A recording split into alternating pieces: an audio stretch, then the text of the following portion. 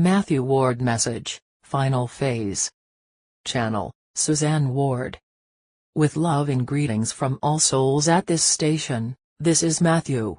To say that experiencing the end times of darkness on Earth is challenging is an understatement. Knowing the light forces resoundingly vanquish the dark forces gives you confidence, assurance that your light is helping co-create a wondrous world of peace, love and harmony. But, this final phase of the spiritual battle is not easy going. The inpouring of high frequencies was the universe's gift to all souls on the planet, but most people don't know that and they are having difficulty adjusting to the stronger energies.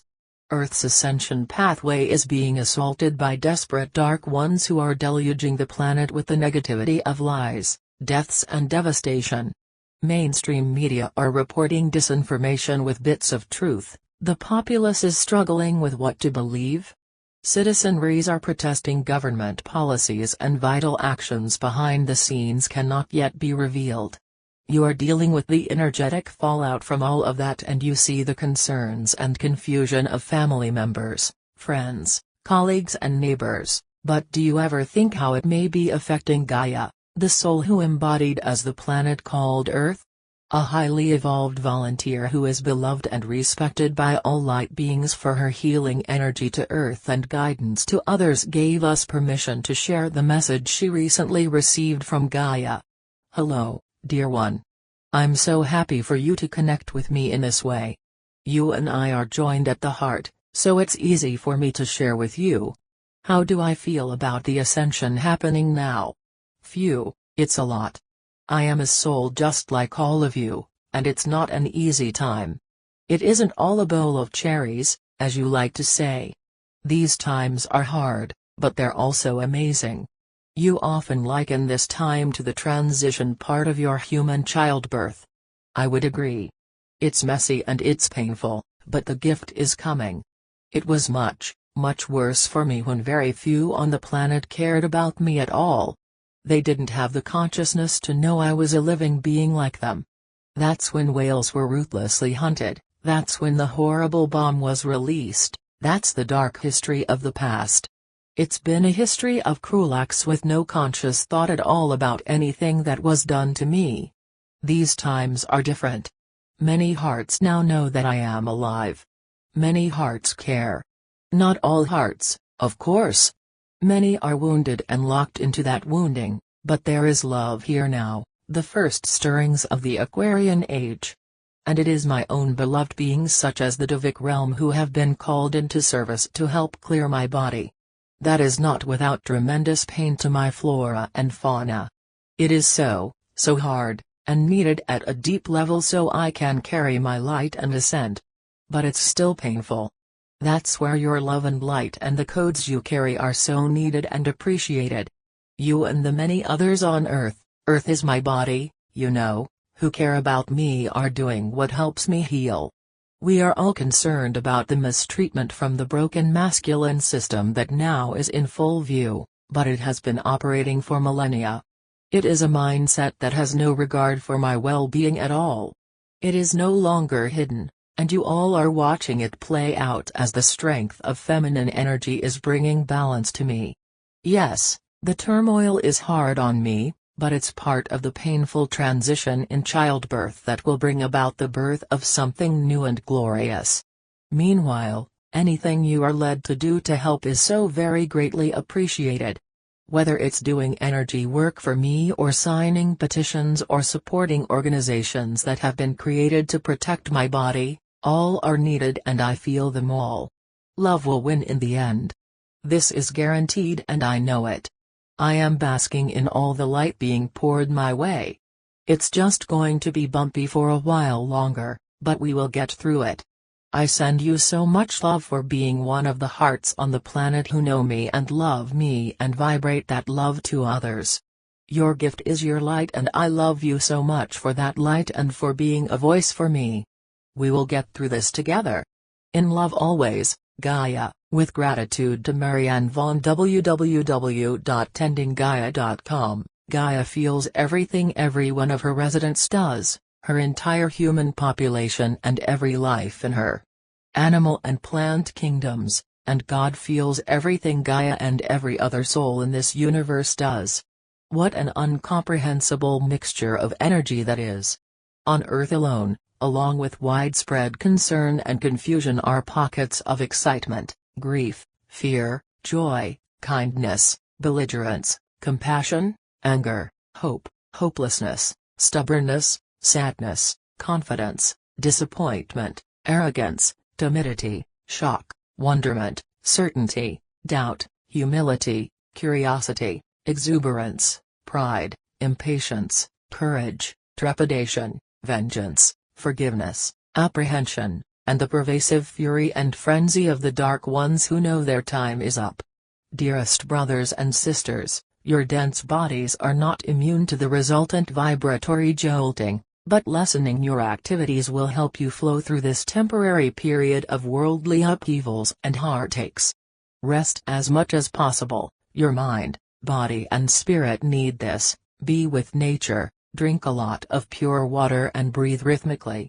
When you live from your heart, are fearless and kind and love yourselves, you send forth light in such grand abundance it is like the noonday sun shining at midnight to encourage and comfort you and your world. Mathew's recent message included a statement copied from the message dated September 11, 2010. Despite the energy poured into campaigns by candidates and their adamant supporters and wealthy contributors, partisan politics soon will start fading into history. Our government goes back to 1776.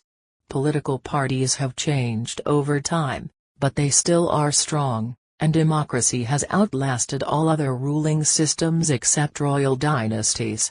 Do you know if perhaps we will have a global democratic government in the Golden Age?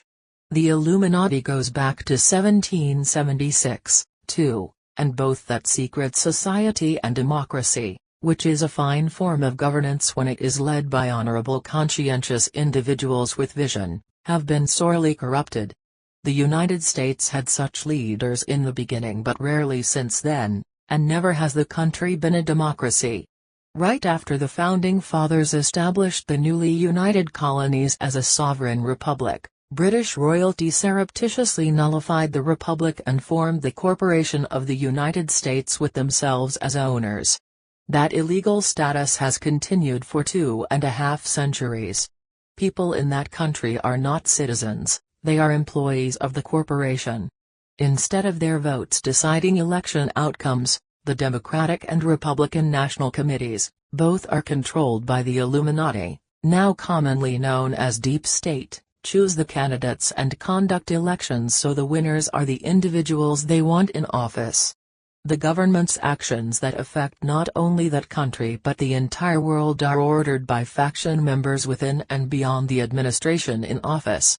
That long-time control is being quietly but steadily upended by the light forces. Centuries before any of that occurred, European royal families sponsored explorers and naval crews who sailed around the world to claim new lands for those families' growing empires. Eventually the Illuminati's two factions, the Rothschilds in Europe and the Rockefellers in America, controlled all the empires. Their worldwide web of treachery and devastation includes running democratic governments by bribery, blackmail, death threats, assassination and warring. That is an integral part of their worshipping what they believe is the source of all power, Lucifer or Satan or Beelzebub. Since time immemorial, countless generations of believers throughout this universe have been infiltrating civilizations and using the oppressed people as living sacrifices in satanic rituals.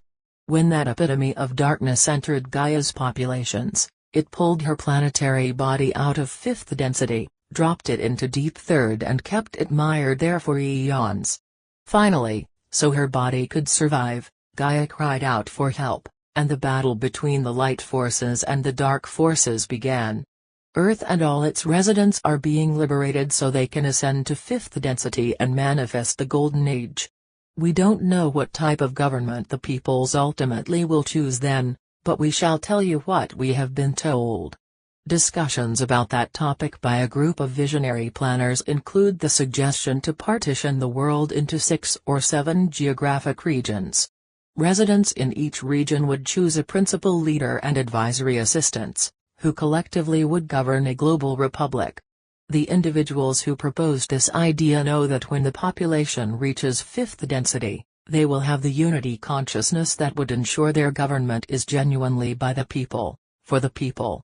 So we have been told, other options also are being considered, but at this point, the regional idea is favored as the cornerstone of a peaceful, progressive world of advanced souls whose goals include shared natural resources and prosperity for all, intra- and interregional cooperation to maintain balance in all aspects of life, educational opportunities in consonance with interests and aptitudes, renewed appreciation for the arts, judicious use of artificial intelligence, environmental restoration and preservation, protection of all animal species, and active participation in interplanetary and intergalactic projects.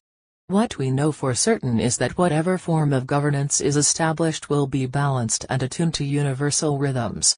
As microcosms of the universe, you and every other soul throughout your world always have been subliminally aware of the rhythms, but conscious awareness has been submerged in your body's density. Soon you will feel that you are vibrating in tune with the rhythms. Dear ones, exaltation is just a breath beyond today's turbulence. Yes, we know that is hyperbole, but you really are so close.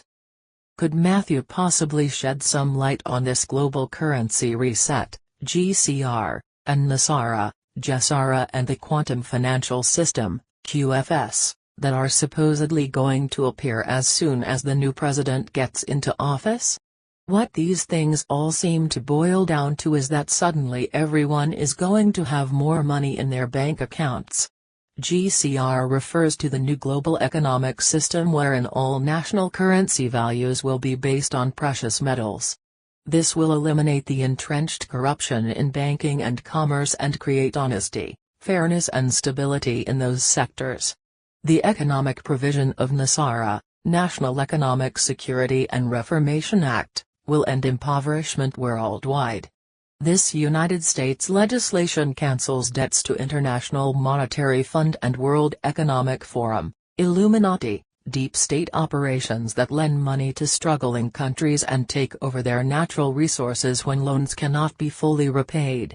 All appropriated resources will become the nation's property again, and funding, materials and supervisory assistance will be provided directly to communities where infrastructure is lacking or substandard. Personal debts incurred on bank loans, mortgages and credit cards also will be cancelled. It is our understanding that in both national and individual situations, reimbursement may be arranged for payments made.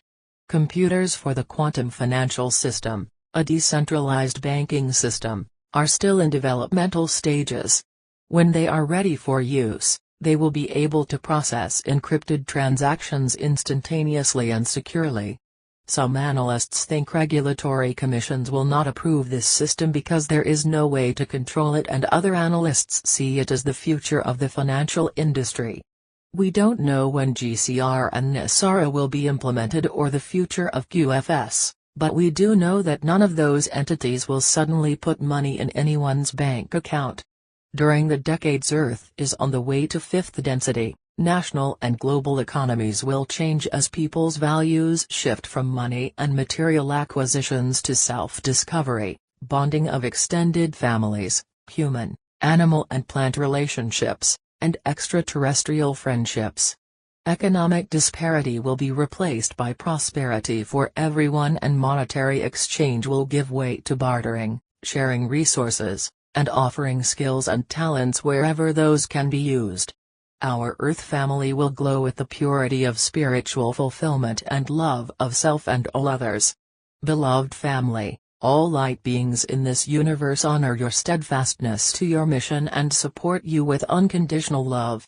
Love and peace. Suzanne Ward.